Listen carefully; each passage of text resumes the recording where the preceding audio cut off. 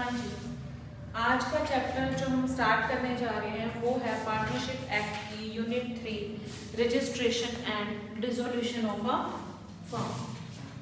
ठीक है, यहाँ पर हम स्टार्ट करेंगे। आज सबसे पहले देखिए, मैंने आपको सबसे पहले एक बात बताई थी कि पार्टनरशिप फर्म के लिए रजिस्ट्रेशन कंपल्सरी है या ऑप्शनल है? ऑप्शनल। हमारा ऑप्शनल सही रहेगा, कंपल्सरी नहीं है। ठीक है, ऑप्शनल है, रजिस्ट्रेशन करवाओ तो आपकी मर्जी, नहीं करवाओ तो आपकी मर्जी। लेकिन रजिस्ट्रेशन करवाने के कुछ फायदे होते हैं, तभी पार्टनरशिप फर्म रजिस्ट्रेशन के लिए फॉलो करती है। अब एक बात बताओ, इस रजिस्ट्रेशन को आप ना सिर्फ किसके साथ मैच करके चलोगे। देखो, आप लोगों में से किसी ने या आपके पेरेंट्स ने बर्थ सर्टिफिकेट बनवाया?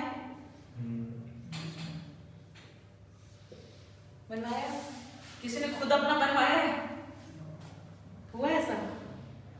हमने तो बनवाए थे, क्योंकि हमारे पेरेंट्स ने नहीं बनवाए थे।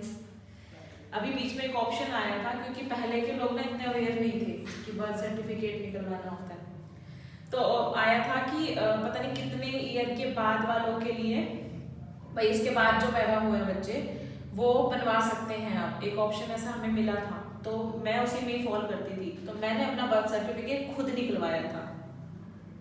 समझ रहे हो? तो ऐसा होता है। अभी तुम लोग तो थोड़ी नई जनरेशन वाले बच्चे हो गए हो ना, तुम 2000 वाले हो गए सारे। कोई 90s वाला भी है? नहीं है ना? हाँ, तो हम 90s वाले हो गए ना, बुढ़ापे में। मैं तो सोचती हूँ कि हमें पहले वो बुढ़ापा लगता था, कौन सा 70s वाले, 80s वाले भी फिर भी हमें थोड़े सही लगते थे। अब हम 90s वाले लोगों को बुढ़ापे वाले लगने लगे हैं, तो थोड़ा सा लगता है। चलो, हाँ जी, तो हम इसको कंपेयर करेंगे बर्थ सर्टिफिकेट से। बर्थ सर्टिफिकेट लेने के लिए आप सबसे पहले क्या करते हो, वो आपको एक फॉर्म देते हैं। ठीक है, उस फॉर्म में क्या लिखा होता है? Name of child. ठीक है, बच्चे का नाम, फिर उसके बाद मदर्स नेम, देन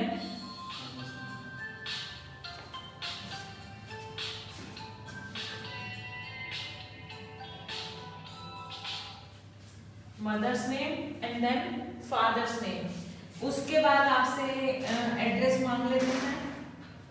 ठीक है, आधार नंबर मांगते हैं। किस किस का?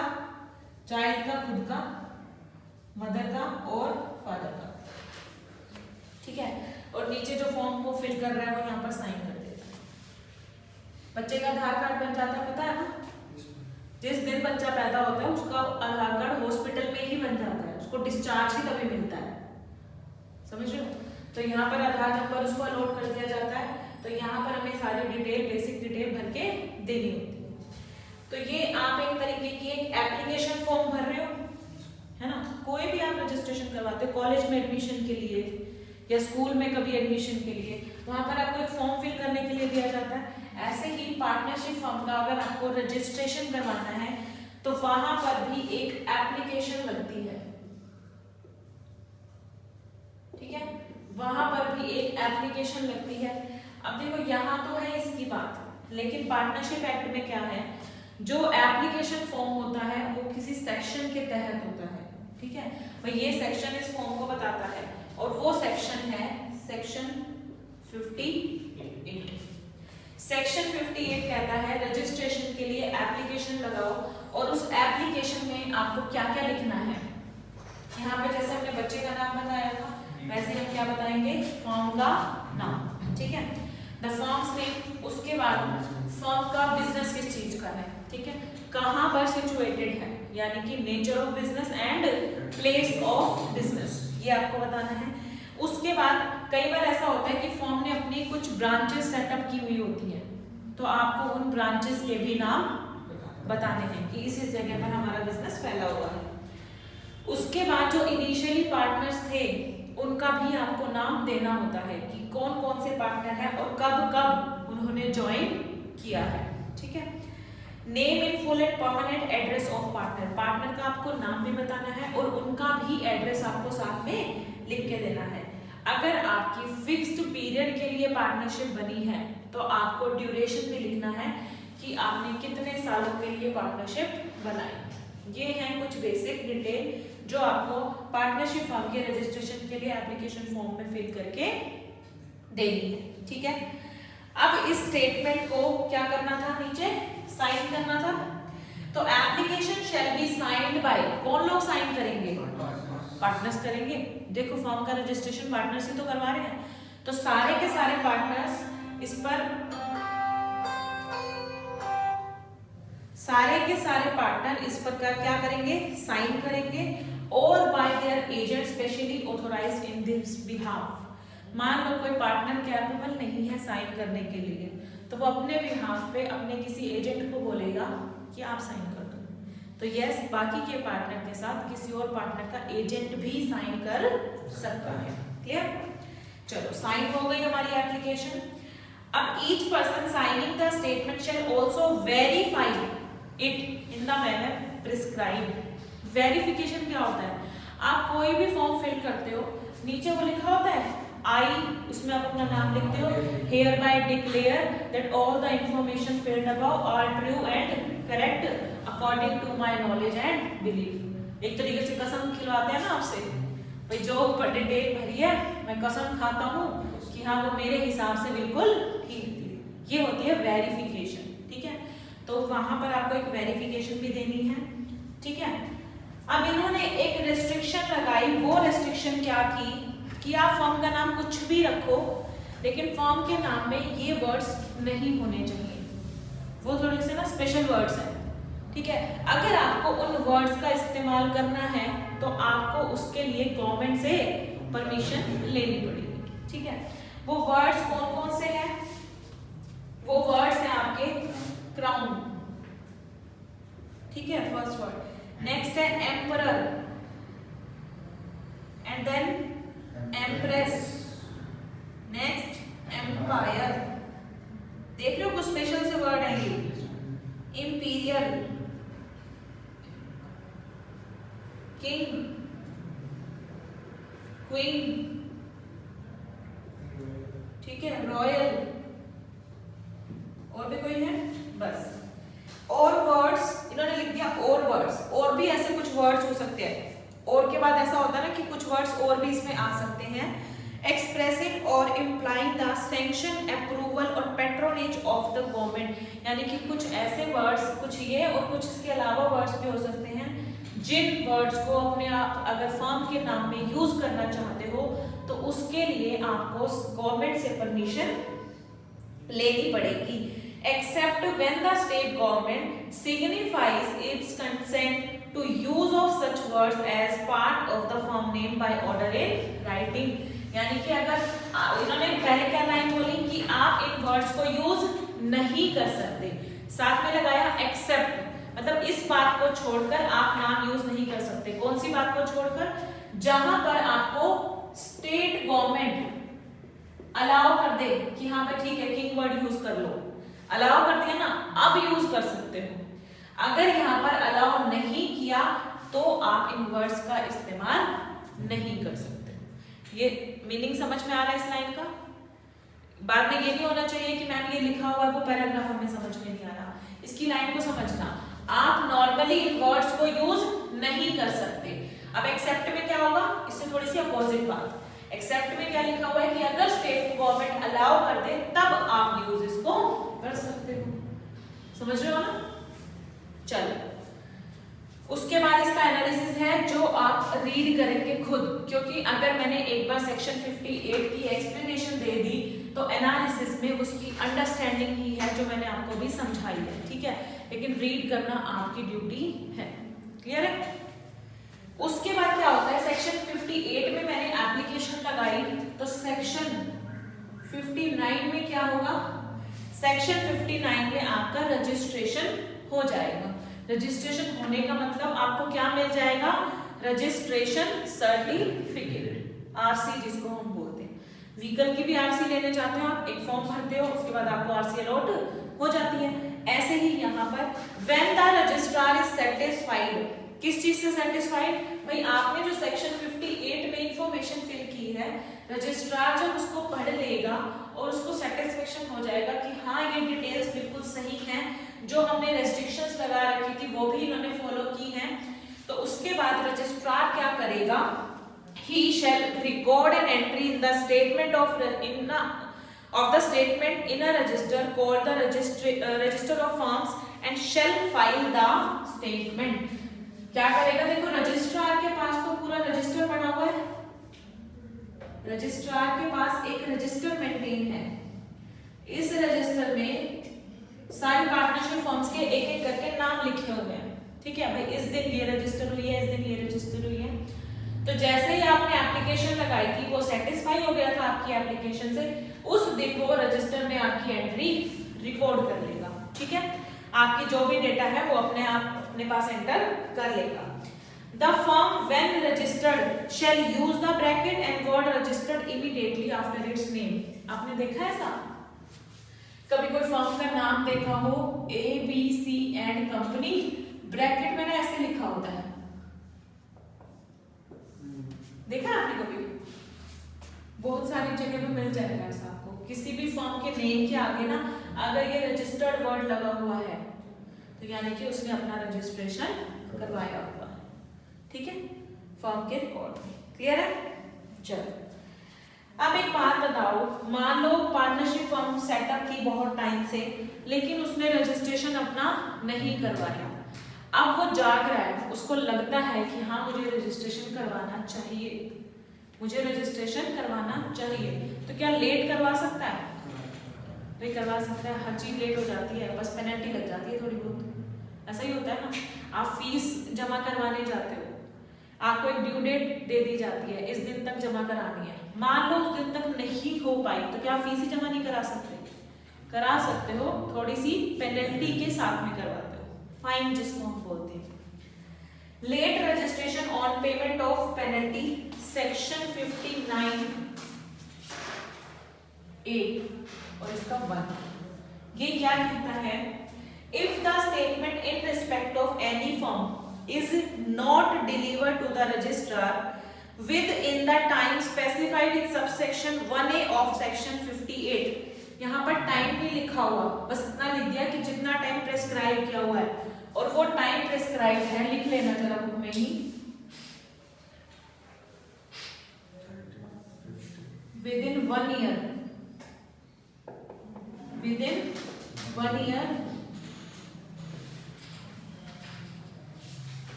फ्रॉम द डेट ऑफ, इसमें आपको शायद लिखा हुआ होगा, क्या हुआ, नहीं लिखा हुआ,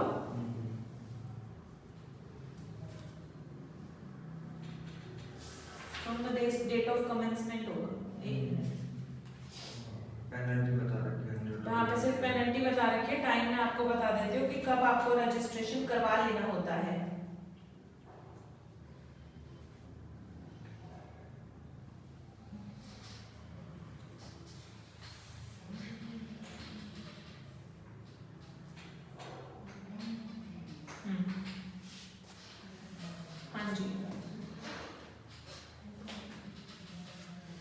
Within 1 year from the date of constitution of the firm। Clear है? हाँ जी, लिख लिया आप लोगों ने?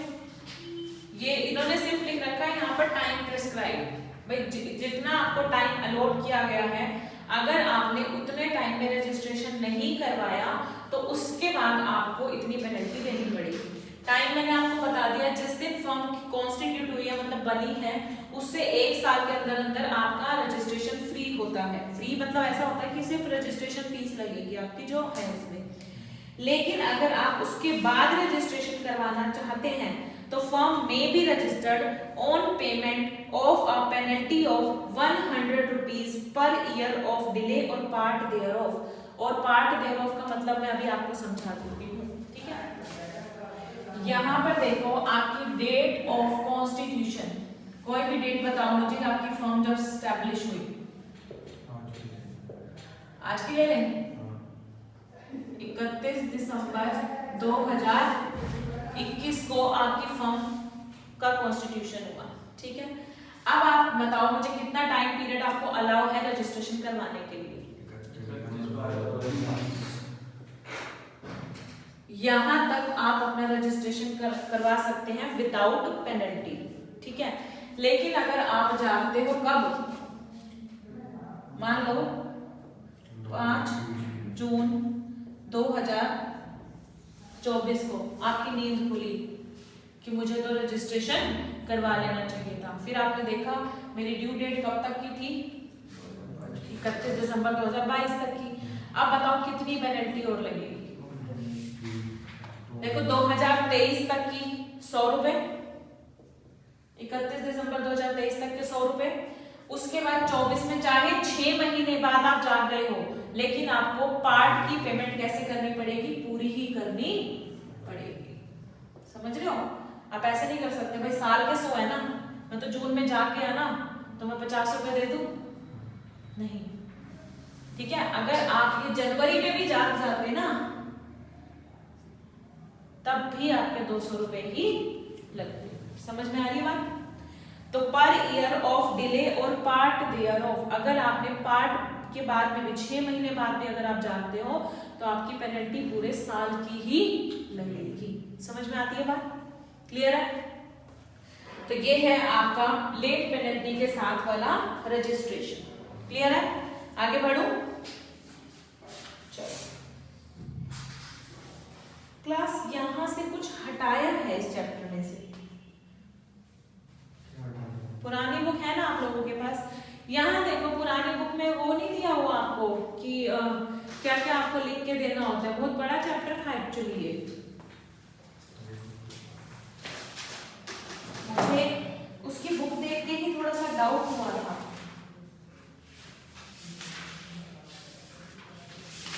नहीं तुम्हारे पास भी इतना आ रहा है, कौन सा ट्रिप वाली है ये?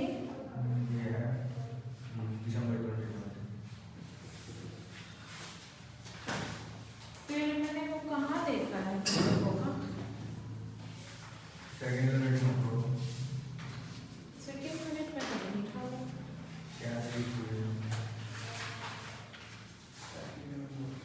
उसमें था कि आपको यहाँ पर अपना नाम देना होता है, फिर वो नाम 3 महीने के लिए, किसी और चीज में पढ़ा है क्या मैंने? ये उसमें LLP में मैं वही कहूँ कि पार्टनरशिप में कुछ तो था ऐसा, ठीक है। वो इस चैप्टर में नहीं है, वो आपका LLP में, ओके ठीक है। चलो अब आती है बात, हमारी रजिस्ट्रेशन की बात हो गई खत्म। अब हम आते हैं किस पर, कॉन्सिक्वेंसेस ऑफ नॉन रजिस्ट्रेशन। इसका मतलब क्या है, कॉन्सिक्वेंसेस का मतलब क्या होता है? आती है हिंदी, हिंदी हमारी मातृभाषा है हिंदी। हाँ सही बोल रहा है, जो बीच में अभी एक आया है परिणाम। हम लोगों ने तो इतना कुछ पढ़ा, फल स्वरूप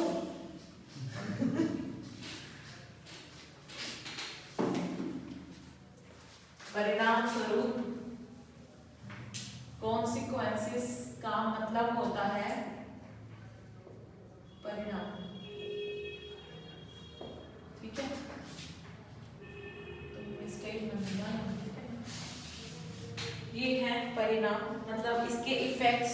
अगर आप रजिस्ट्रेशन नहीं करवाते हो तो उसके क्या क्या प्रभाव होंगे बताओगे जरा? हाँ, आप थर्ड पार्टी को स्यू नहीं कर सकते। तो पहला पॉइंट है आपका no suit by firm against third party, ठीक है। यस, अब सोचो इस बात को, ऐसा क्यों किया है इन्होंने? देखो थर्ड पार्टी केस तो कर ही सकती है ना। अगर हम रजिस्ट्रेशन ना करवाने का इफेक्ट थर्ड पार्टी पे भी डाल दे तो कोई फर्म रजिस्ट्रेशन करवाएगी भाई। मेरे रजिस्ट्रेशन करवाने से मैं ही फंसूंगा कि मेरे रजिस्ट्रेशन करवाने से थर्ड पार्टी मुझ पे केस कर सकती है और नहीं करवाने से नहीं कर सकती है, तो कोई भी फर्म रजिस्ट्रेशन ही नहीं करवाएगी। तो मैं कुछ भी करूँ, किसी के पैसे लेके भाग जाऊँ, मेरे ऊपर तो कोई केस कर ही नहीं सकता, नेगेटिव इम्पैक्ट हो जाएगा ना। इसलिए थर्ड पार्टी के ऊपर ये फाउंडेशन नहीं लगाई। आपने 2 पॉइंट खुद ही क्लियर कर दिए। पहला point, no suit by firm against third party, case नहीं कर सकते, फर्म नहीं कर सकती है अगेंस्ट थर्ड पार्टी और अगेंस्ट अभी थर्ड पार्टी, ठीक है। उसके बाद अब मैं एक और आई हूँ, अगेंस्ट अदर पार्टनर वाली बात भी आएगी। और एक आपका 4th पॉइंट क्लियर हो गया है, third party can sue the firm. भाई रजिस्ट्रेशन हो या ना हो, थर्ड पार्टी आपके ऊपर केस कर सकती है। एक पॉइंट है आपका, no relief to partners for set off claim, लेकिन इसमें कुछ अमाउंट है, 100 रुपए से ज्यादा का अमाउंट अगर आपको क्लेम करना है तो उसके लिए आपको रजिस्ट्रेशन करवाना जरूरी है।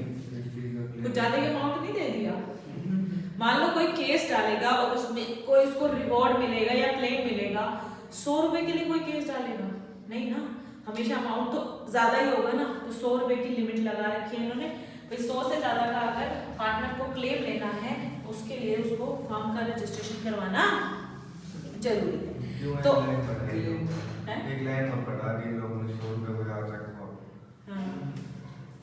और अगर जैसे कि 100 के मतलब इसमें रजिस्ट्रेशन ना करा रखो और उसको सू करना हो किसी को, अमाउंट बड़ी हो, तो अलग अलग केसेस नहीं कर सकता। नहीं, आप अमाउंट को तोड़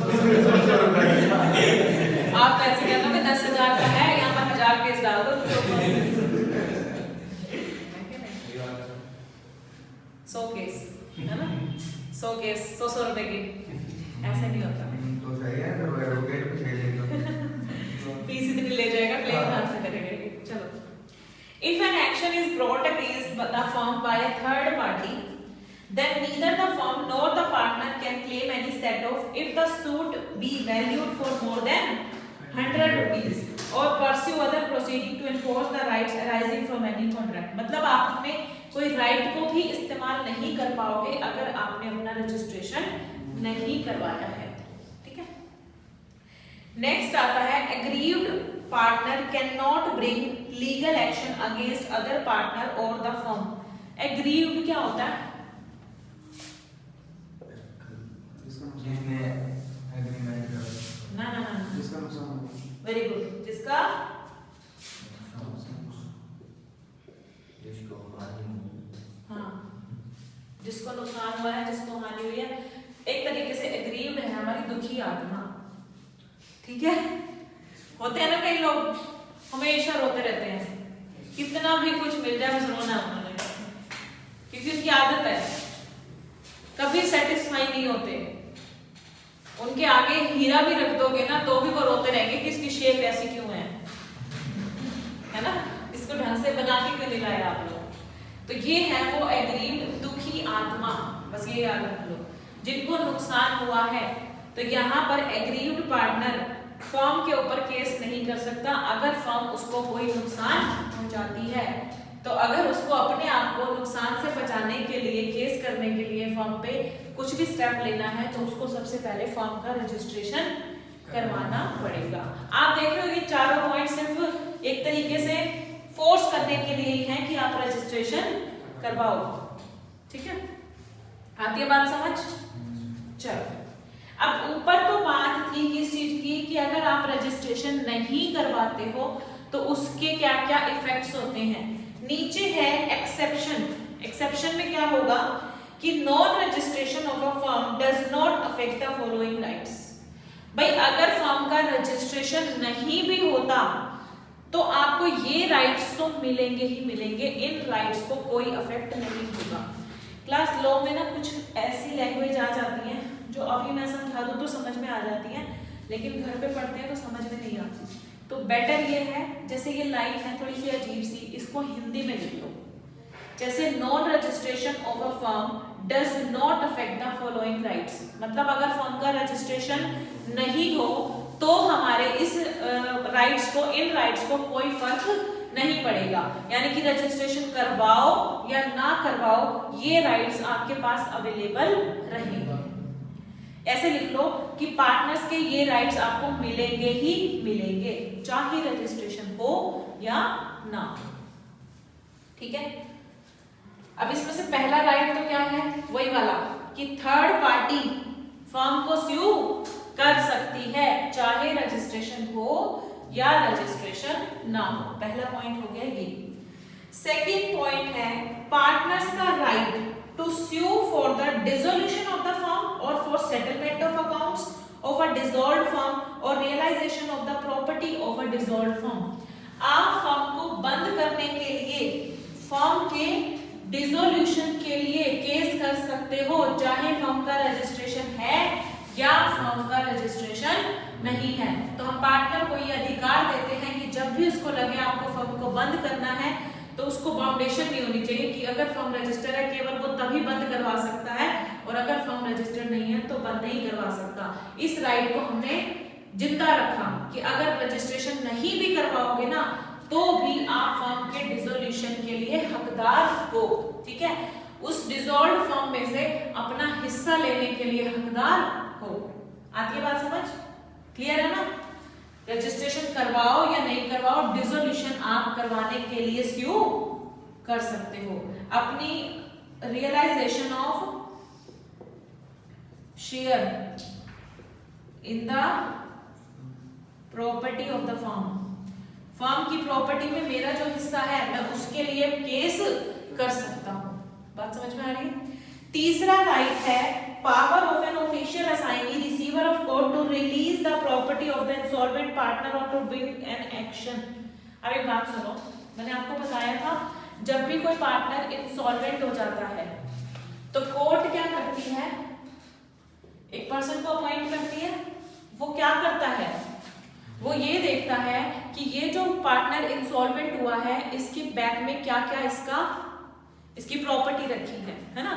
मान लो फिर वो क्या करेगा, मतलब कोर्ट ने जिस पर्सन को अपॉइंट किया सबसे पहले तो मैं उसको एक नाम दे देती हूँ, ऑफिशियल असाइनी। ठीक है, ऑफिशियल असाइनी ये क्या करेगा, ये जाके देखेगा कि पार्टनर का कहाँ पे हिस्सा था। एक तो उसका पार्टनरशिप फर्म में जितना हिस्सा बनता है उसके जितने पैसे बनते हैं वो रियलाइज करेगा। ठीक है, वो जब पैसे आ जाएंगे तो वो उसके क्रेडिटर्स को पेमेंट करवा देगा। उसके बाद देखेगा कि अभी भी कितना लोन उसका रह गया है। फिर वो उसकी पर्सनल एसेट्स देखेगा कि उसके पास क्या क्या रखा हुआ है, उनको बिकवा के लोन की पूर्ति करेगा। अगर अभी भी कोई लोन रह जाता है और यहाँ पर एसेट्स हो गई है बिल्कुल खत्म, उसके बाद वो उसको डिक्लेयर कर देगा कि हाँ अब इसके पास कुछ भी नहीं है। तो अगर इस केस में ऑफिशियल असाइनी को कोई किसी चीज के ऊपर केस भी करना पड़े या उसको जो भी स्टेप्स लेने हैं वो ले सकता है, चाहे फर्म रजिस्टर है चाहे फर्म रजिस्टर नहीं। ठीक है, वो एक साइड चीज है भाई, इसको मैं लॉ में नहीं लाना चाहूंगी। ठीक है, receiver of court to release the property of the insolvent partner, insolvent partner की जितनी भी एसेट्स हैं प्रॉपर्टी है उनको बेच के लोन की पूर्ति कर सकता है। अच्छा, ऊपर एक 100 रुपए वाली बात थी जो उसमें क्या था कि 100 से ऊपर का क्लेम लेना है तो रजिस्ट्रेशन करवाना जरूरी है, और अगर मान लो 100 से नीचे का क्लेम लेना है तो ले सकते हैं, कोई दिक्कत नहीं है, रजिस्ट्रेशन करवाने की कोई जरूरत नहीं है। तो वो बात इन्होंने यहाँ पर लिख दी कि अगर right to sue or claim a set off if the value of suit does not exceed 100 in value, 100 रुपए से ज्यादा नहीं होती यानी कि 100 रुपए से कम होती है तो भी आप वो क्लेम कर सकते हो, चाहे रजिस्ट्रेशन है या रजिस्ट्रेशन नहीं। बात समझ में ऐसा हो गया तो अगर पहले क्लेम लेना हो तब रजिस्टर नहीं हो, फिर उसके बाद रजिस्टर करवा के फिर वो करते, रजिस्ट्रेशन आपने करवा लिया, हाँ उसके बाद फिर शुरू करते, हाँ कर सकते हो।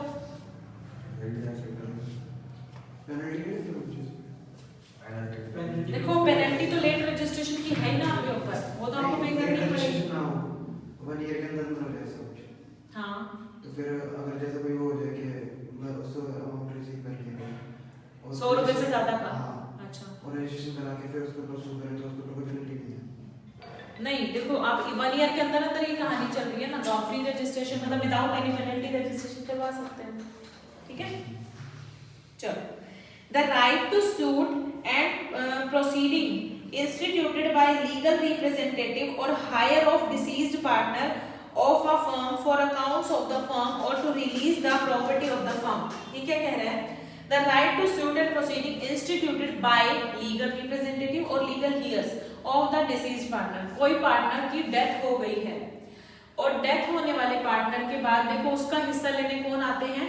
उसके लीगल रिप्रेजेंटेटिव यानी जो उसके नॉमिनी, उसके लीगल हियर्स, ठीक है। और उनको डिसीज्ड पार्टनर का हिस्सा नहीं दिया जा रहा। अब वो केस करना चाहते हैं तो क्या हमें उस पर कोई बाउंडेशन लगानी चाहिए? नहीं, उनका राइट एज इट इज रहेगा, चाहे फर्म रजिस्टर है या नहीं है।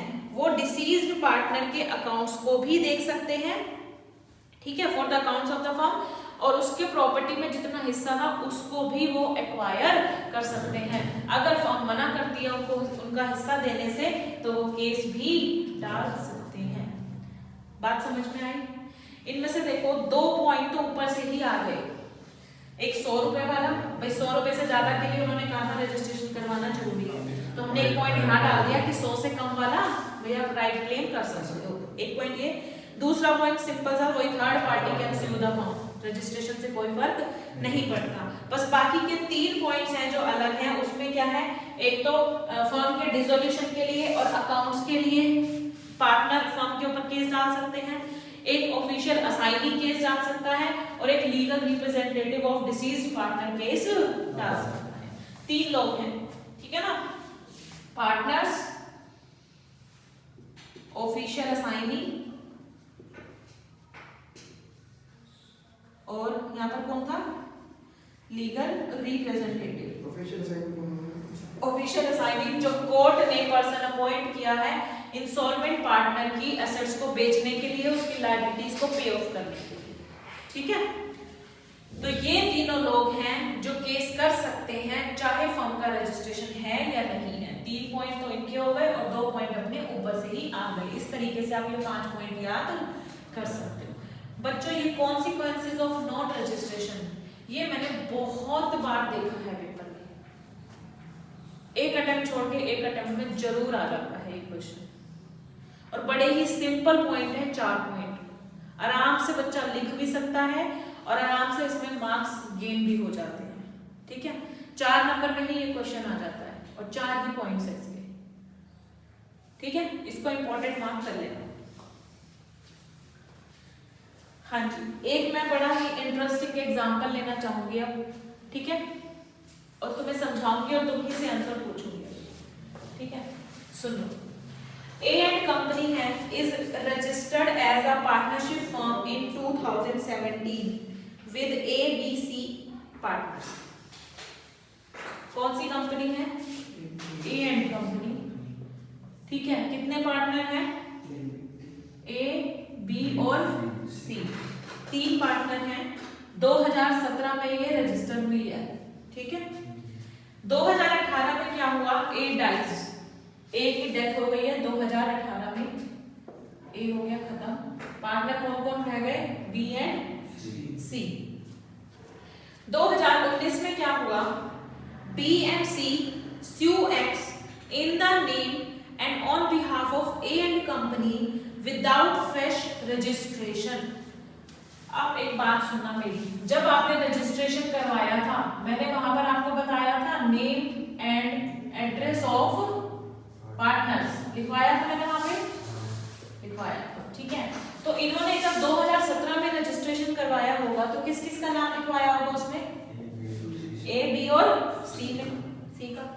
2018 में A की डेथ हो गई तो इनको 2018 में ये बात इंटीमेट करनी चाहिए थी रजिस्ट्रार को, ताकि वो आपके रजिस्ट्रेशन सर्टिफिकेट में से A का नाम हटा दे और सिर्फ B और C पार्टनर्स रह जाए। लेकिन इन्होंने ऐसा नहीं किया, इन्होंने नया रजिस्ट्रेशन सर्टिफिकेट नहीं लिया, ठीक है। 2019 में कौन कौन से पार्टनर थे? B और C। इन्होंने केस डाल दिया किसके ऊपर? X के ऊपर। किस नाम से? A एंड कंपनी के नाम से। और A एंड कंपनी में अब कितने पार्टनर हैं? B और C। लेकिन अभी इनके पास रजिस्ट्रेशन सर्टिफिकेट जो है उसमें A, B, C तीनों ही लिखे हुए हैं, ठीक है। अब मुझे बताओ, now the first question for our consideration is whether suit is maintainable. क्या ये जो केस डाला है, ये वैलिड है या वैलिड नहीं है, बताओ। पहले मैं आपको एक बात बता देती हूँ, उस बेसिस पर बताना, ऐसे नहीं बता पाओगे अभी, ठीक है। वो बात क्या है, जब भी आपको थर्ड पार्टी को स्यू करना हो फर्म के नाम से, तो जो लोग स्यू कर रहे हैं उनका नाम आरसी में होना जरूरी है। दोबारा सुन लो, जो लोग थर्ड पार्टी के खिलाफ केस कर रहे हैं उन पार्टनर्स का नाम फर्म की आरसी में होना जरूरी है। अब चेक करो क्या ये केस वैलिड है। क्यों वैलिड है? क्योंकि केस किसने किया था? बी और सी ने। भाई बी और सी का तो नाम यहाँ पर लिखा हुआ है ना, तो कोई दिक्कत, भले ही आपने ए का नाम यहाँ से नहीं हटवाया, लेकिन बी और सी का नाम तो लिखा हुआ है ना, जो स्यू कर रहे हैं उनका नाम मेरे आरसी में है, तो yes this suit is maintainable. अब जो मेरा सेकंड क्वेश्चन है जरा वो सुन लो। Now in the above example what difference would it make if in 2019 B and C had taken a new partner D? अब क्या हुआ 2019 में ये B और C पार्टनर बचे थे, इन्होंने एक नया पार्टनर और ऐड किया D नाम से, ठीक है। लेकिन इन्होंने क्या गलती कर दी, रजिस्ट्रेशन सर्टिफिकेट नया नहीं लिया, ठीक है, यानी कि आरसी में D का नाम इन्होंने एंटर नहीं करवाया।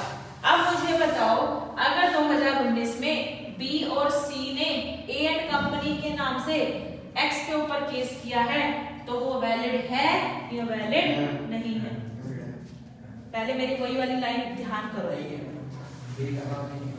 मैं यहाँ पर चेंज कर रही हूँ। ए एंड कंपनी के नाम से केस किया, ध्यान रखना, ए एंड कंपनी का मतलब क्या होगा? Very good. A and company के नाम से अगर केस गया है तो यानी कि तीनों पार्टनर से केस गया है, बी से, सी से और डी से। अब मेरी लाइन वापस से याद करो कि जिन लोगों ने केस किया है उनका नाम आरसी में होना चाहिए। क्या है? वैलिड है। डी तो रजिस्टर्ड ही नहीं है ना, तो रजिस्ट्रार के नजर में तो है ही। तो जब डी का रजिस्ट्रेशन सर्टिफिकेट में नाम ही नहीं है तो डी कैसे केस? डी का मतलब नाम ही नहीं रखा ना कि डी भी सू कर रहा है, अलग-अलग पार्टनर। ए एंड कंपनी सू कर रही है क्योंकि पार्टनर कर तो क्योंकि फर्म खुद तो नहीं कर सकती ना, फर्म की कोई एग्जिस्टेंस तो नहीं है, फर्म के बिहाफ पर पार्टनर्स कर रहे हैं, लेकिन किसके नाम से केस कर रहे हैं? देखो आपका जब लॉ का वो भरा जाता है ना फॉर्म, भाई आप केस कर रहे हो, तो वहां पर एप्लीकेंट का नेम लिखा जाता है, भाई कौन केस कर रहा है, तो वहां मैंने लिखा है ए एंड कंपनी। और मैंने आपको बताया था कि पार्टनर्स को कलेक्टिवली हम क्या बोलते हैं? फर्म बोलते हैं ना। तो यानी कि जहां मैंने एप्लीकेंट नेम में ए एंड कंपनी लिखा है तो इसका मिरर है एक तरीके से ये। इसके पीछे देखो कौन कौन लोग हैं? बी सी और डी। तीन पार्टनर है ना, तीन पार्टनर शो कर रहे हैं। अब आप ये बताओ मुझे, डी का नाम आरसी में है या नहीं है? नहीं है, तो क्या ये केस वैलिड होगा? नहीं होगा। अब बात समझ में आ रही है? कंपनी में पहले ए भी नहीं था फिर उस टाइम तो, लेकिन जो केस कर रहे थे वो तो थे, जो बस बात इतनी सी याद रखनी है कि जो लोग केस कर रहे हैं वो आरसी में है या नहीं है। पहले बी और सी ने केस किया था तो हमने कहा ए नहीं है, ए का नाम तो लिखा हुआ है लेकिन वो खुद नहीं है, बी और सी केस कर रहे हैं, लेकिन बी और सी का नाम तो था ना यहाँ पर आरसी में। अब यहाँ देखो, डी का नाम जब तक नहीं लिखवाओगे तब तक आप केस नहीं कर सकते, तो यहाँ पर हमारा केस वैलिड नहीं है। क्लियर हुआ? Yes ma'am. पक्का? Yes ma'am. ये भी क्वेश्चन आ जाता है और मैं हमेशा ये जोड़ दे के एग्जांपल करवाती हूँ थोड़ा सा, बस तुम्हें ये समझ में आ जाना चाहिए कि ए एंड कंपनी एक मिरर है, इस मिरर के पीछे देखो कौन कौन लोग हैं। तीन पार्टनर थे बी सी डी, लेकिन डी का नाम हमने आरसी में नहीं लिखवाया, तो कैसे डी केस कर सकता है? इसलिए आपको जब न्यू एडमिशन कोई आता है तो उसके लिए रजिस्ट्रेशन सर्टिफिकेट जरूर एक्वायर करना होगा, नए वाला।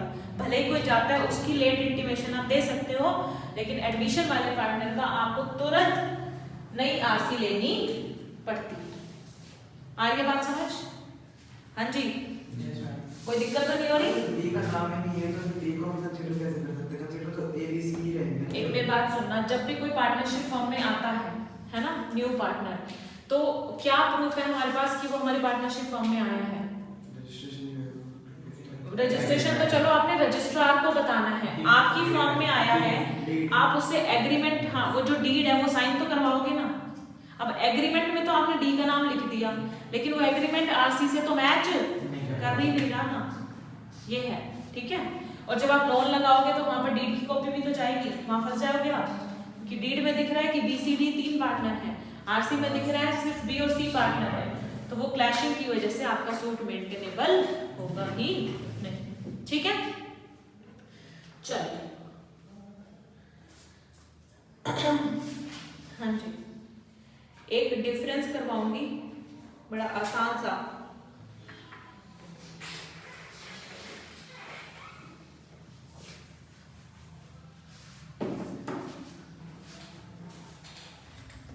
मजा आ रहा है आज की क्लास में?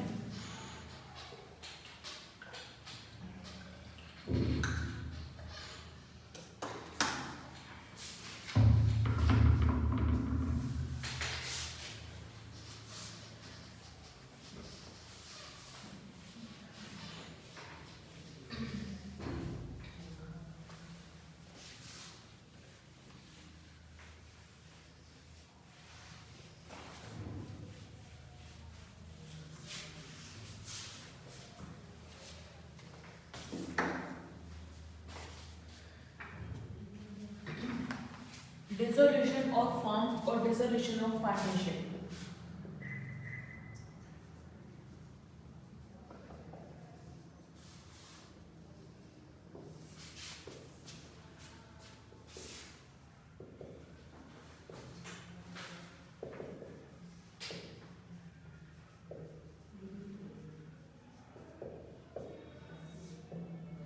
ठीक है, यहां पर हम रखेंगे एक बेसिस। देखो इन दोनों वर्ड्स को समझना। फर्म बंद होना क्या होता है और पार्टनरशिप बंद होना क्या होता है? कोई बता सकता है मुझे?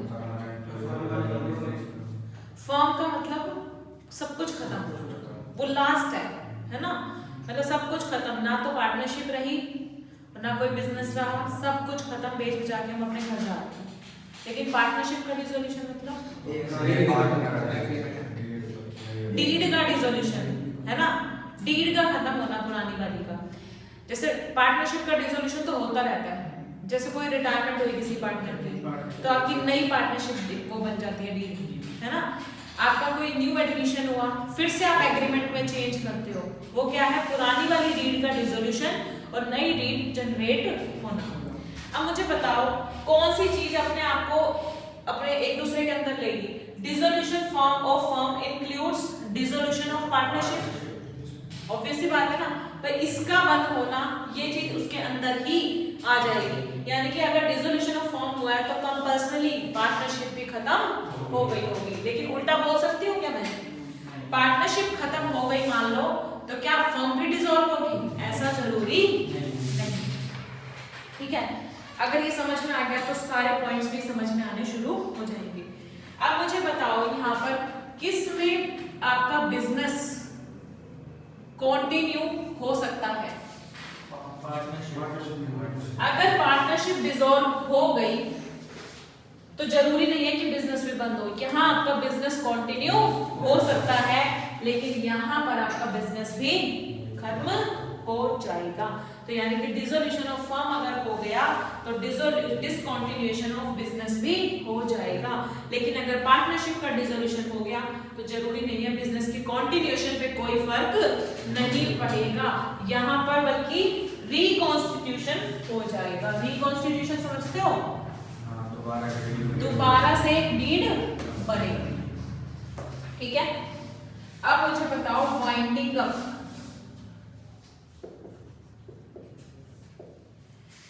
वाइंडिंग अप का मतलब क्या होता है? देखो वाइंडिंग अप का मतलब बंद होना, डिसोल्यूशन का मतलब भी बंद होना, फिर फर्क क्या है? मैं बता देती हूँ। डिसोल्यूशन है एंड पॉइंट। डिसोल्यूशन क्या है? ये जैसे एक लाइन चल रही है ना, यहाँ पे हमारा बिजनेस कंटिन्यू था, ठीक है, उसके बाद हमने सोचा कि हम बिजनेस को बंद कर देंगे, यहाँ जाके बिजनेस होएगा बंद, तो इसको तो हम बोलेंगे डिसोल्यूशन। ठीक है, एंड पॉइंट। लेकिन बंद करने का मतलब क्या होता है? दुकान पे सीधा ताला लगा और घर चलो, नहीं, बंद करने के लिए पहले आपको क्या करना पड़ता है, एसेट्स को बेचना होता है, लायबिलिटीज को पे ऑफ करना होता है। तो ये जो इतने सारे काम करने होते हैं बीच में आपको, उसको हम बोलते हैं वाइंडिंग अप। एक तरीके से वाइंडिंग अप क्या है, प्रोसीजर है ना, प्रोसीजर है किसकी तरफ, डिसोल्यूशन की तरफ। आती है बात समझ? तो अब मुझे बताओ, किसी और लोगों को भी ऐसे आइडिया इतना याद करता है? चलो, वाइंडिंग अप, किसमें वाइंडिंग अप होगा और किसमें वाइंडिंग अप नहीं होगा? डिसोल्यूशन में तो होगा, डिसोल्यूशन ऑफ फर्म में होगा, वहां पर नहीं होगा। अब मैं वर्ड बता देती हूँ, यहाँ पर क्या होगा, रियलाइजेशन ऑफ एसेट्स होगा और सेटलमेंट होगी किसकी, वेरी गुड, लायबिलिटीज की।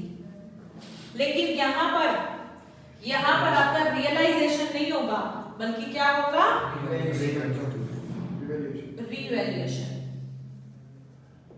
Revaluation of and liabilities. Revaluation account बनाया हुआ है आप लोगों ने? एसेट्स इंक्रीज होती है तो कहाँ पे डालते हैं, क्यों? क्योंकि वो प्रॉफिट होता है। लायबिलिटीज इंक्रीज हुई तो क्योंकि वो लॉस हो जाता है। आता है ना इतनी बात समझ? तो यहाँ पर रियलाइजेशन नहीं बल्कि रीवैल्यूएशन होता है। ऑर्डर ऑफ कोर्ट, देखो कोर्ट कब बंद करवा सकती है, कोर्ट बंद करवा सकती है फर्म को, पार्टनरशिप को बंद नहीं करवा सकती। और कोर्ट कब बंद करवाएगी फर्म को, वो मैं अभी आपको बताऊंगी। ठीक है, यहाँ पर पॉइंट है कि वो कौन से मोड्स हैं जिसमें फर्म का जो डिसोल्यूशन होता है वो कोर्ट के द्वारा होता है। कोर्ट कुछ केसेस में फर्म को बंद करवा सकती है, वो मैं अभी आपको समझाऊंगी। ठीक है, तो ऑर्डर ऑफ कोर्ट यहाँ पे तो आ सकता है, लेकिन यहाँ पर ऑर्डर नहीं आ सकता। ठीक है, नेक्स्ट है स्कोप, जो मैंने सबसे पहले डिस्कस किया था। स्कोप, कौन अपने अंदर किसको इन्वॉल्व करेगा? Dissolution of firm necessarily involves dissolution of partnership, but dissolution of partnership may not involve dissolution of firm. आती है बात समझ? चलो, फाइनल क्लोजर ऑफ बुक्स किसमें होगा? डिसोल्यूशन ऑफ फर्म में, वहां पर नहीं होगा। ठीक है, ये था बेसिक सा डिफरेंस।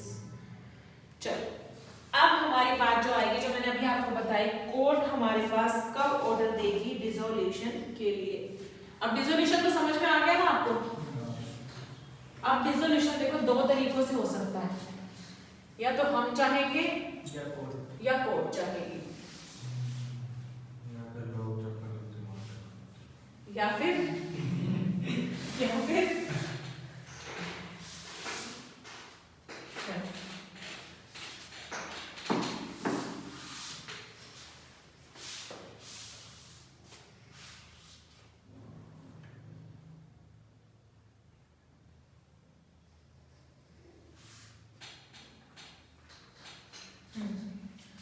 यहाँ पर हम कर रहे हैं डिसोल्यूशन ऑफ फर्म। बस दो तरीकों से होगी ये, या तो होगी ये विदाउट ऑर्डर ऑफ कोर्ट, या फिर ये होगी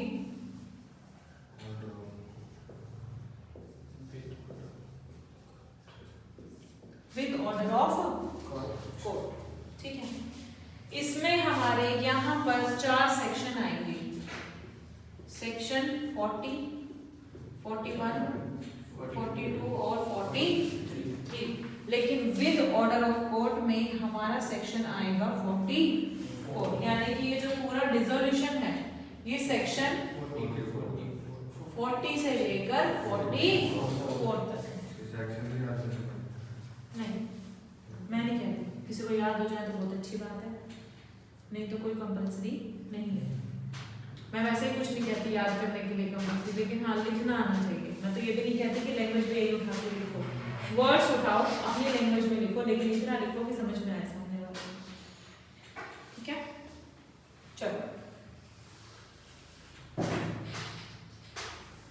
तो आज आज हम जो करेंगे अभी वो करेंगे हम डिसोल्यूशन बाय कोर्ट, यानी कि सेक्शन 44 एक निपटा देते हैं पहले, उसके बाद ये 4 हम इकट्ठे करेंगे कल, है ना। तो आज हम करेंगे सिर्फ section 44 dissolution by the order of court. एक बार थोड़ा सा एजम्पशन लो, कोर्ट को ऐसा क्या लगेगा, क्या उसको ऐसे सपने आएंगे कि वो फॉर्म को बंद करवाएगी? या तो आपने कोई इलीगल वर्क किया या फिर क्या चीज? हाँ, वो एक ही बात हो गई ना कि अगर आपने कोई भी गलत काम किया, लॉ के अगेंस्ट कोई काम किया, लॉ को तोड़ने के लिए कोई काम किया, तो कोर्ट आपको ऑर्डर दे देगी भाई अपनी फर्म बंद करो। और कुछ सोच सकते हो? इंसॉल्वेंट हो जाए कौन? पार्टनर्स सारे। तो फर्म को भाई चला के करोगे भी क्या? जब आपके पास लोगों को चुकाने के लिए पैसे ही नहीं है तो फर्म को चला के क्या करोगे? और बोलो, और हम देख के बताते हैं। अनसाउंड माइंड वो क्या होता है? पागलपन। भाई किसी के अंदर डिसीजन मेकिंग पावर ही नहीं रही है पार्टनर के अंदर, तो ऐसी फर्म को तो भाई लॉस के जगह पर ले जाने से अच्छा तो फर्म को बंद ही कर दो ना। भाई जिसके अंदर डिसीजन मेकिंग पावर ही नहीं रही, उसका दिमाग ही सेटल नहीं है, तो कैसे वो पार्टनरशिप फर्म को कंटिन्यू कर सकता है? और ब्रीच क्या होता है? किस चीज को तोड़ना है? एग्रीमेंट को। आप लगातार कोई ना कोई एग्रीमेंट बना रहे हो और उसको फॉलो अप नहीं कर रहे हो, उसको पालन उसका नहीं कर रहे हो, आप बार बार उसको तोड़ रहे हो। हमने पार्टनरशिप फर्म जिस उद्देश्य के लिए बनाई थी वो आप रख ही नहीं रहे, तो फर्म को बंद कर दो।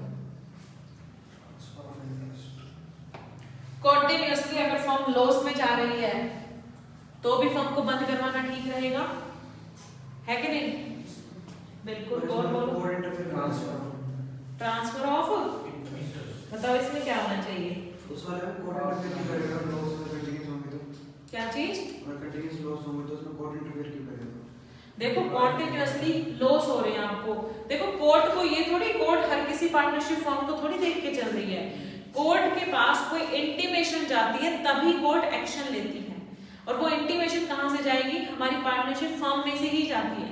मान लो एक पार्टनर को लग रहा है, जैसे 2 पार्टनर्स तो कह रहे हैं ठीक है कोई बात नहीं लॉस हो रहा है चलने दो, लेकिन एक पार्टनर को लग रहा है ये कहीं ना कहीं गलत है, और वो जाके कोर्ट को इंटीमेशन दे देता है कि हमारी फर्म इतने लगातार सालों से लॉस में जा रही है, तो प्लीज आप इसको बंद करवाएं क्योंकि पार्टनर्स मेरी बात नहीं मान रहे हैं। इजीली रिटायरमेंट ले लेना ना, अगर एक पार्टनर, हाँ, किसी का अगर ऐसी इच्छा है कि वो रिटायरमेंट लेके अपना हिस्सा लेके साइड में हो जाए तो वो भी कर सकता है। पॉइंट सेटिस्फाई नहीं हुआ फिर वो फर्म डिसॉल्व कैसे हो जाएगी? क्योंकि अगर 2 पार्टनर चाहते हैं कि अगर हमारी फर्म चलती रहे। देखो मान लो वो रिटायर हो गया और उसने कोर्ट में इंटीमेशन भी पहले दे दी थी, ठीक है, लेकिन कोर्ट तो अपना एक्शन जब लेना होगा जितने टाइम ड्यूरेशन में तभी लेगी ना, वो उससे पहले ही कोर्ट के इंटीमेशन से पहले ही उसने रिटायरमेंट ले ली, वो तो हो गया साइड। लेकिन कोर्ट को तो अब ये पता है ना कि ये फर्म लॉस में जा रही है, जिसने मेरे पास इंटीमेशन डाली थी वो बेचारा बंदा भी चला गया, तो मेरे को इसको बंद करवाना है, तो कोर्ट तब भी ऑर्डर दे सकती है। तो 2 पार्टनर से बाकी के वो कुछ नहीं कर सकते उसके लिए? किसके लिए? फर्म के लिए, मतलब अपनी फर्म को। भाई वो अगर मान लो कोर्ट को ये चीज का प्रूफ दे दे कि हाँ हम आपको कमा के दिखाएंगे अगले साल, तो कोर्ट अपने ऑर्डर को रोक भी सकती है। हम अगर वो लायबिलिटी पे ऑफ कर रही है अपनी सारी, तो फिर कोर्ट को उसमें क्या दिक्कत है कि मतलब अगर वो दिवाला नहीं करेगा ना। हाँ, तो ऐसा थोड़ी होता है, मान लो 1 साल लॉस हुआ, 2 साल लॉस हुआ, तो ये थोड़ी करती है कोर्ट कि हाँ सीधा उसको बंद करवा दो, ऐसे नहीं होता। ऐसे तो कंपनीज में तो 8-8 साल तक लॉस चलते हैं, तो क्या कंपनीज बंद हो जाती हैं? फर्म में लॉस चल रहे हैं तो ऐसा नहीं होता। जब कॉन्टिन्यूसली का मतलब है काफी साल बीत जाएं और कोई उम्मीद ही ना दिख रही हो उस बिजनेस को चलाने की, ठीक है, तो पहली बात ये कोर्ट तक इंटीमेशन जाने का प्रैक्टिकली आता ही नहीं है, पार्टनर्स खुद ही बंद कर देते हैं उसको, है कि नहीं? तो ये सब थ्योरेटिकल कंसेप्ट है जो आपको समझने पड़ेंगे, प्रैक्टिकली ऐसा नहीं होता है और बहुत रेयर कोई केस ही होते होंगे, है ना? चलो पढ़ाओ, आपने पॉइंट्स बता दिए मुझे। तो सबसे पहला पॉइंट है कोर्ट, अब देखो ऊपर लाइन क्या लिखी हुई है, सबसे पहले वो पढ़ो, कोर्ट में at the suit of the partner. Court को तो सपने खुद से नहीं आएंगे कि हाँ भाई इस फर्म में ये हो रहा है, इस फर्म का पार्टनर पागल हो रहा है, इस फर्म के पार्टनर की परमानेंट इनकैपेसिटी हो गई है कि वो काम नहीं कर सकता। कोर्ट कोई चेक थोड़ी करती है हर चीज को, यानी कि किसी पार्टनर से कोई केस गया है तभी तो कोर्ट को पता चला है कि ऐसा ऐसा इस फर्म में हो रहा है। तो इसीलिए ये लाइन लिखी गई है, द कोर्ट में at the suit of the partner, partner के केस करने पर dissolve a firm on any of the following ground. ये जो नीचे ग्राउंड्स दिए हुए हैं, जो पॉइंट्स दिए हुए हैं, इनके पॉइंट्स के बेसिस पर कोर्ट ऑर्डर दे सकती है डिसॉल्व करने का। ठीक है, तो पहला पॉइंट है आपका इंसैनिटी, यानी कि अनसाउंड माइंड। अगर कोई पार्टनर आपका क्या हो जाता है, अनसाउंड माइंड का, उसका दिमाग थोड़ा सा सेट नहीं होता, वो डिसीजन नहीं ले सकता, तो कोर्ट ऑर्डर दे देगी कि अपनी फर्म को बंद कर दो। यहाँ पर इन्होंने ब्रैकेट में लिखा नॉट अ स्लीपिंग पार्टनर। अगर मान लो स्लीपिंग पार्टनर पागल हो जाता है, क्या उससे फर्म को कोई फर्क पड़ेगा? वो वैसे ही फर्म के डिसीजन ले नहीं रहा था, तो अगर वो पागल भी हो गया तो इससे फर्म को कोई फर्क नहीं पड़ता, तो कोर्ट तब आपको ऑर्डर नहीं देगी। ठीक है, उसके बाद जो अगला पॉइंट है वो है, अच्छा इसमें एक चीज और भी लिखी हुई है, temporary sickness is no ground.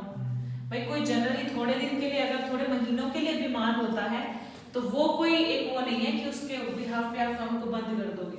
ठीक है, टेम्परेरी सिकनेस हो सकती है, वो इंसैनिटी में नहीं आती, अनसाउंड माइंड में नहीं आती। ठीक है, नेक्स्ट आता है परमानेंट इनकैपेसिटी। पार्टनर था, एक्टिव पार्टनर, उसका एक्सीडेंट हो गया, उसके हाथ पांव ही खत्म हो गए, वो बेचारा आने के लिए भी कैपेबल नहीं है फर्म में, तो कैसे वो फर्म के बिजनेस को संभालेगा? तो अगर कोई परमानेंटली इनकैपेसिटी हो गई है, परमानेंट कैपेबल ही नहीं है वो परमानेंटली, तो कैसे वो फर्म को चलाएगा? इसलिए ऑर्डर ऑब्वियसली बात है कि कोर्ट को देना पड़ेगा कि अपनी फर्म को बंद कर दो। मिसकंडक्ट, मिसकंडक्ट होता है कोई भी गलत काम करना, है ना। कोई भी partner is guilty of conduct which is likely to affect the carrying on of any business. अगर कोई आपका ऐसा काम बिजनेस को कोई नेगेटिव इंपैक्ट डाले तो उस केस में भी कोर्ट आपको ऑर्डर दे सकती है कि अपने बिजनेस को बंद कर दिया जाना चाहिए आपके बिजनेस को।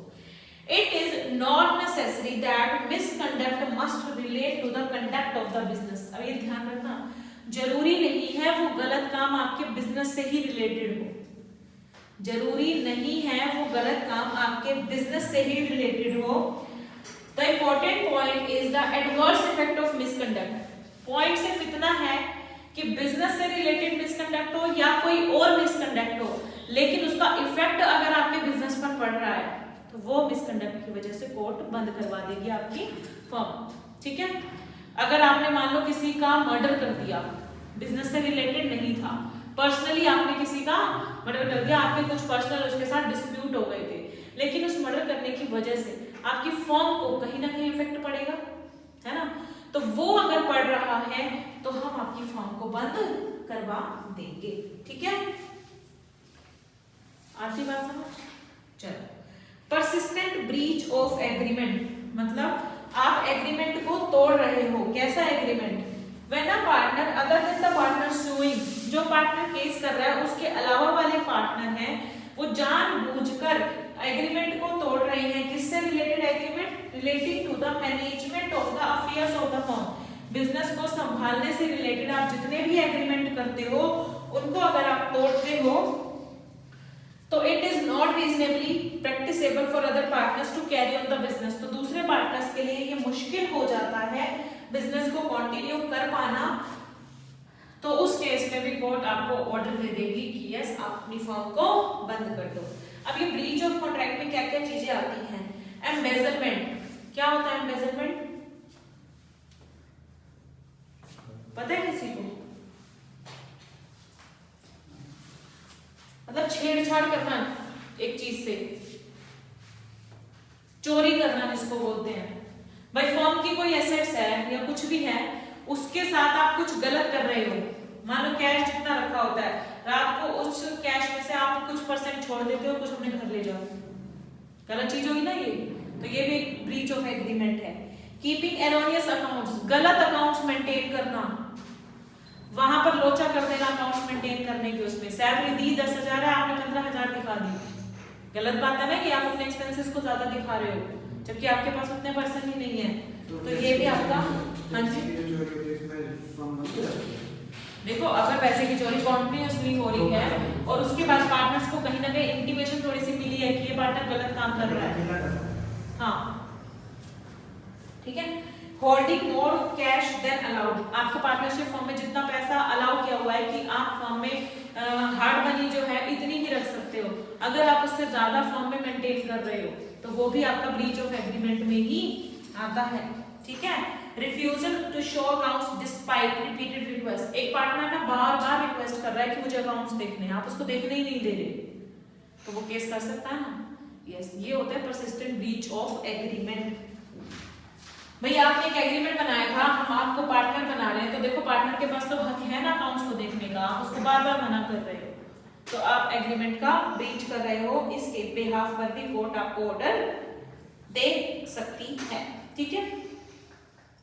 एक एग्जांपल दिया हुआ है, if one of the partner keeps erroneous accounts and omits to enter receipts, or if there is continued quarrels between the partners, or there is such a state of things that destroys the mutual confidence of partner, the court may order for the dissolution of the firm।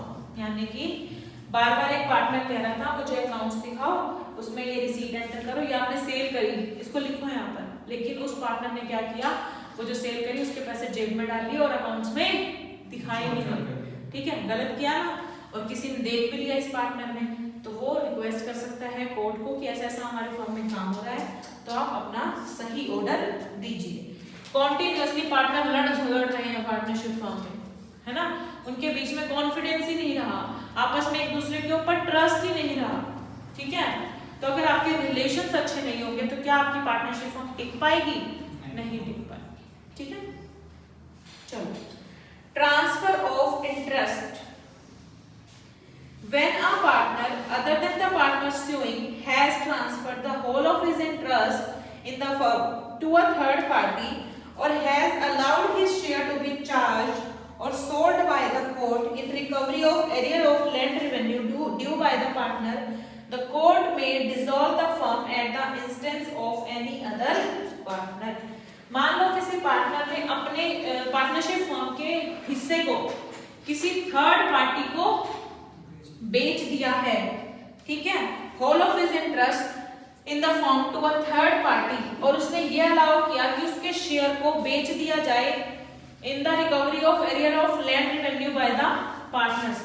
मतलब मान लो उसका partnership firm में जो भी हिस्सा था, या तो उसने थर्ड पार्टी को बेच दिया, या कहा उसने क्या कहा, भाई मैंने किसी को पैसे देने हैं, ठीक है, उस पैसे की रिकवरी आप मेरे पार्टनरशिप फर्म के हिस्से से कर लो, है ना, और दूसरे पार्टनर को इन चीजों से दिक्कत है, भाई ऐसा क्यों करता है, भाई जहां से भी अपनी लायबिलिटी चुकानी कहीं और से चुकाए, है ना, पार्टनरशिप फर्म में जो इसकी हिस्सेदारी है, फर्म कब तक इसका भुगतती रहेगी, है कि नहीं। पार्टनरशिप फर्म का हिस्सा बेच बेच के अगर वो अपने ऐसे लायबिलिटीज को पे ऑफ करता है, तो उस केस में भी कोर्ट आपकी फर्म को डिसॉल्व कर सकती है दूसरे पार्टनर्स के कहने पर। क्लियर है? हाँ जी, चलो। Continuously perpetual loss, perpetual loss मतलब आपका कॉन्टिन्यूअसली कई टाइम से लॉस चलता हुआ आ रहा है, तो फर्म आपको डिसॉल्व कर देगी। अब लास्ट में इन्होंने ना यहाँ पर 6 पॉइंट तो ऐसे दे दिए जो अलग अलग थे नाम से। अब मान लो इन 6 के अलावा कोई और केस ऐसा आ जा सकता है जिसमें कोर्ट को ऑर्डर देना पड़े, तो उसको हम कहाँ डाल देते हैं?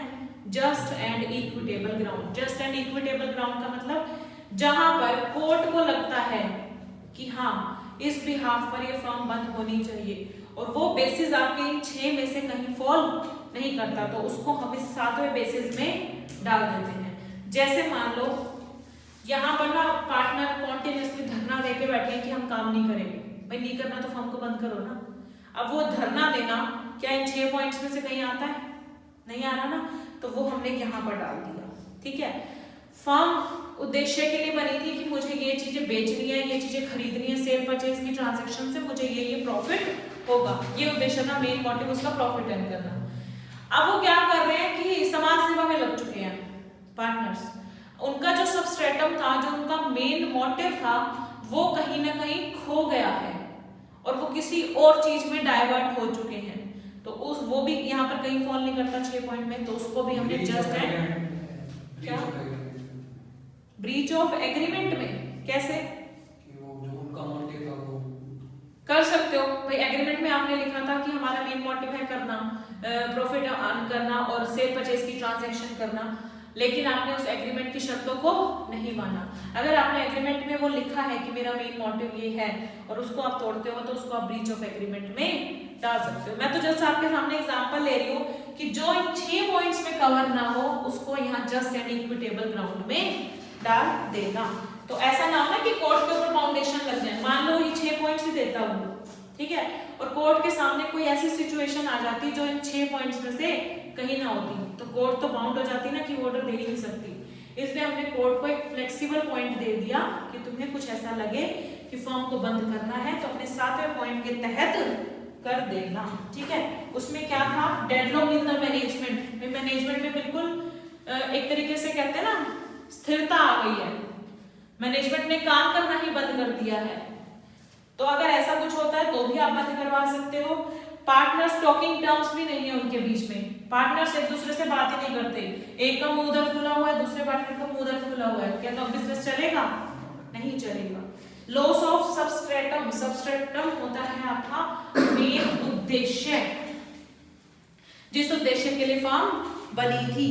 Gambling by a partner on a stock exchange. अगर कोई पार्टनर स्टॉक एक्सचेंज में गैम्बलिंग का काम शुरू कर दिया है तो भी हम आपकी फर्म को डिसॉल्व कर देंगे, ठीक है। आई बात समझ में? तो हमारे यहाँ पर 7 पॉइंट थे। हाँ जी, एक बार मुझे बता दीजिए, ये हमारे पॉइंट्स हैं किसके? Dissolution by court. कौन कौन सा था? इंसैनिटी था, मेरा मुझे देख के बता दो। ये आपका अनसाउंड पॉइंट है, यही आ गया, ठीक है। परमानेंट इनकैपेसिटी,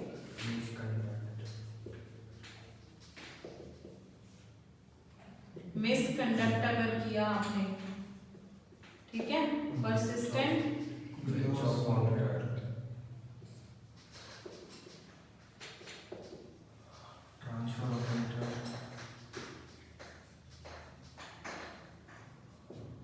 ट्रांसफर ऑफ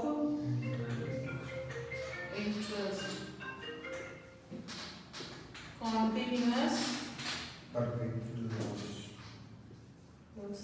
ठीक है।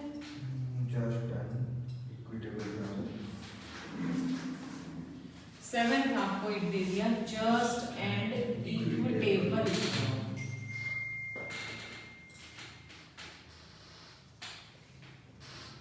ठीक है, यही थे आपके पॉइंट।